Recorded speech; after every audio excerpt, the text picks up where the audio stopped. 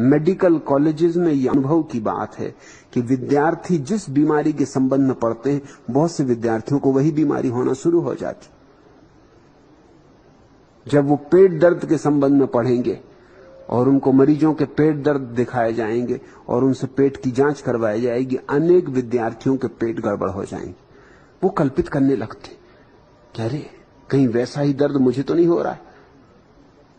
अपना ही पेट दबा दबा के देखने लगते, और जब पेट को दबाएंगे तो कहीं ना कहीं दर्द हो जाएगा, एहसास होगा कि दर्द हो रहा है, घबराहट शुरू हो जाएगी। मेडिकल कॉलेज में यह आम अनुभव की बात है कि जो बीमारी पढ़ाई जाती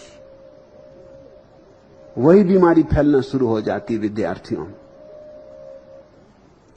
सूफियों में एक कहानी है। जुन्नैद नाम का फकीर, जुन्नैद प्रसिद्ध फकीर मंसूर का गुरु था। गांव के बाहर एक झोपड़े में रहता था, बगदाद के बाहर। कहानी बड़ी प्यारी है, कहानी ही है, ऐतिहासिक तो हो नहीं सकती मगर बड़ी मनोवैज्ञानिक है। एक दिन उसने देखा कि काली छाया बड़ी तेजी से बगदाद में जा रही। दरवाजे के बाहर ही उसका झोपड़ा था नगर के। उसने कहा, रुक, कौन है तू? तो उस काली छाया ने कहा, मैं मौत हूं और क्षमा करे, बगदाद में मुझे 500 व्यक्ति मारने। फकीर ने कहा, जो उसकी मर्जी। मौत अंदर चली गई।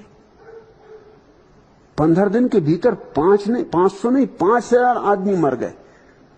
फकीर बड़ा हैरान हुआ कि 500 कहे थे, 5000 मर चुके। जब मौत वापस लौटी 15 दिन के बाद तो उसने कहा, रुक बेईमान, मुझसे झूठ बोलने की क्या जरूरत थी? कहा 500 मार डाले 5000। उसने कहा, क्षमा करें, मैंने 500 ही मारे, बाकी 4500 अपने आप मर गए। मैंने नहीं मारे, वो तो दूसरों को मरते देख के मर गए। जब महामारी फैलती है तो सभी लोग महामारी से नहीं मरते, कुछ तो देख के ही मर जाते हैं। इतने लोग मर रहे हैं, मैं कैसे बच सकता हूं? इतने लोग बीमार पड़ रहे हैं, मैं कैसे बच सकता हूं? तुमने एक मजे की बात देखी कि डॉक्टर दिन भर लगा रहता है मरीजों की दुनिया में और नहीं मरता है। बीमारी और बीमारी के बीच पड़ा रहता है और उसको बीमारी नहीं पकड़ती। और तुमको जरा में बीमारी पकड़ जाती, छूत की बीमारी एकदम तुम्हें छू जाती। और डॉक्टर दिन भर न मालूम किस किस तरह के मरीजों का पेट दबा रहा है, हाथ देख रहा है, नब्ज पकड़ रहा है, इंजेक्शन लगा रहा है, और बीमारी नहीं पकड़ती। और तुम्हें बीमारी पकड़ जाती। तुम्हारा भाव बस तुम्हें पकड़ा देता। ये देख के भी तुम्हें ख्याल में आता होगा कि डॉक्टरों में तुम एक तरह की सख्ती पाओगे। तुम लाख रो दो, तुम्हारी पत्नी बीमार पड़ी, तुम लाख रोक दो और तुम्हें लगेगा कि डॉक्टर बिल्कुल उदासीन। उसको उदासीन होना पड़ता, नहीं तो वो कभी का मर चुके। उसको उदासीनता रखनी पड़ती, सीखनी पड़ती।